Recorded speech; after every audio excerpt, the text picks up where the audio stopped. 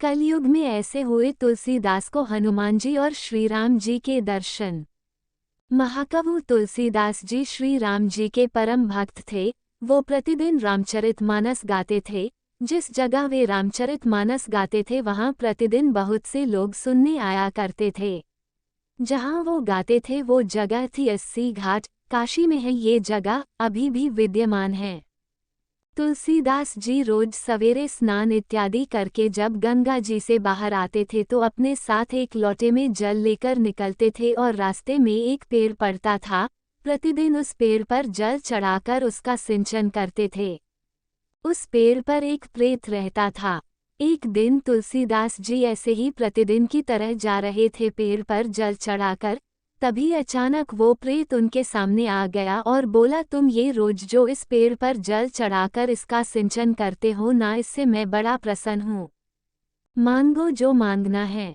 तुलसीदास जी तो प्रभु श्री राम के परम भक्त शिरोमणि थे। उनको तो बस प्रभु भगवान राम जी के दर्शन करने थे।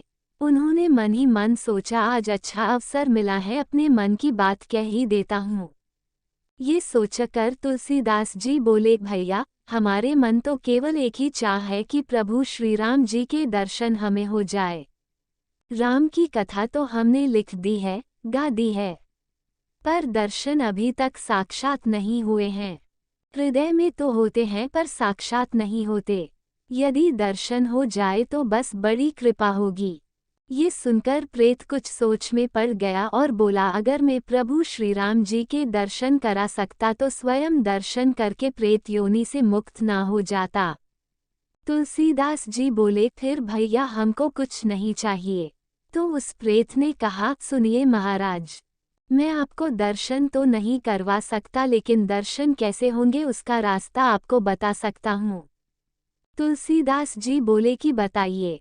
प्रेत बोले, आप जहाँ पर कथा कहते हो बहुत सारे भक्त सुनने आते हैं। अब आपको तो मालूम नहीं, लेकिन मैं जानता हूँ आपकी कथा में रोज हनुमान जी भी सुनने आते हैं, और हनुमान जी ही हैं जो प्रभु के दर्शन करा सकते हैं। इस पर तुलसीदास जी बोले, मैं उन्हें कैसे पहचान पाऊंगा। प्रेत ने बताया कि सबसे पीछे कंबल ओढ़कर एक दीनहीन एक कोढ़ी के स्वरूप में व्यक्ति बैठता है। उनके पैर पकड़ लेना, वो हनुमान जी ही हैं।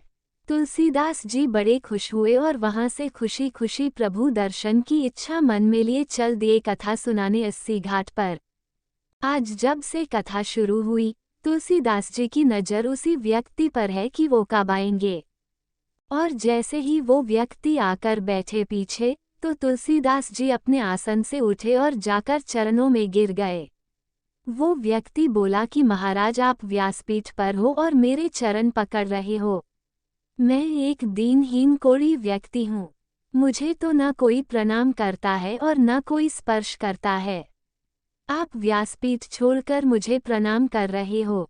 तुलसीदास जी बोले कि महाराज, आप सबसे छुप सकते हो, मुझसे नहीं छुप सकते हो। अब आपके चरण मैं तब तक नहीं छोड़ूंगा जब तक आप प्रभु श्री राम से नहीं मिलवाओगे। जब ऐसा कहा तो हनुमान जी अपने दिव्य स्वरूप में प्रकट हो गए। तुलसीदास जी ने कहा कि कृपा करके मुझे प्रभु श्री राम जी से मिलवा दो। अब और कोई अभिलाषा नहीं बची है।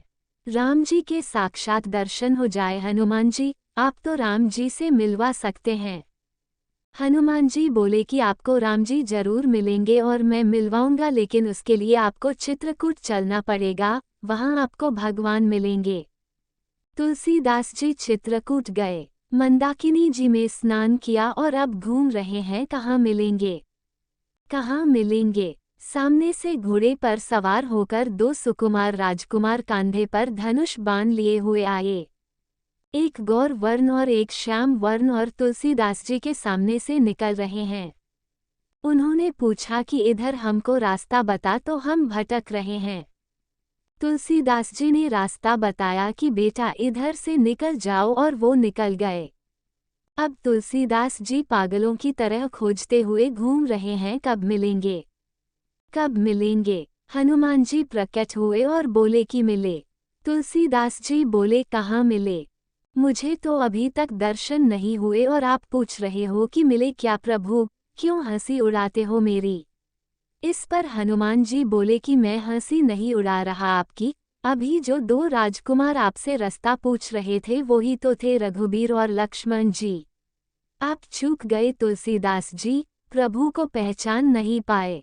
ऐसे ही पता नहीं प्रभु कितनी बार कितने रूप में हमसे मिलने आते हैं और हम मूर्ख उन्हें पहचान नहीं पाते हैं।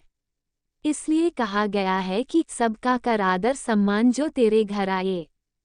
न जाने किस रूप में नारायण मिल जाए।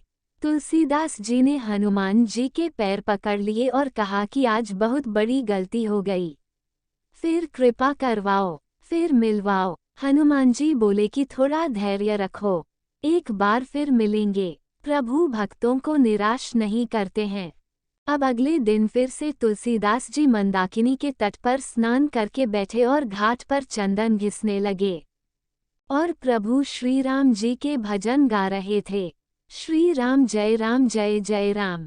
हृदय में एक ही लग्न थी कि भगवान कब आएंगे और प्रभु श्री राम जी एक बार फिर से कृपा करते हैं। प्रभु जी एक बालक के रूप में आते हैं और कहते हैं, बाबा बाबा, चंदन तो आपने बहुत प्यारा घिसा है, थोड़ा सा चंदन हमें दे दो, लगा दो। तुलसीदास जी को लगा कि कोई बालक होगा। चंदन घिसते देखा तो आ गया, तो तुरंत लेकर चंदन प्रभु श्री राम जी को दिया और प्रभु श्री राम जी लगाने लगे। हनुमान जी समझ गए कि तुलसीदास जी फिर छूके जा रहे हैं। आज प्रभु श्री राम जी फिर से इनके हाथ से निकल रहे हैं। तभी हनुमान जी तोता बनकर आ गए और घोषणा कर दी कि चित्रकूट के घाट पर भई संतन की भीड़। तुलसीदास चंदन घिसे, तिलक देत रघुवीर।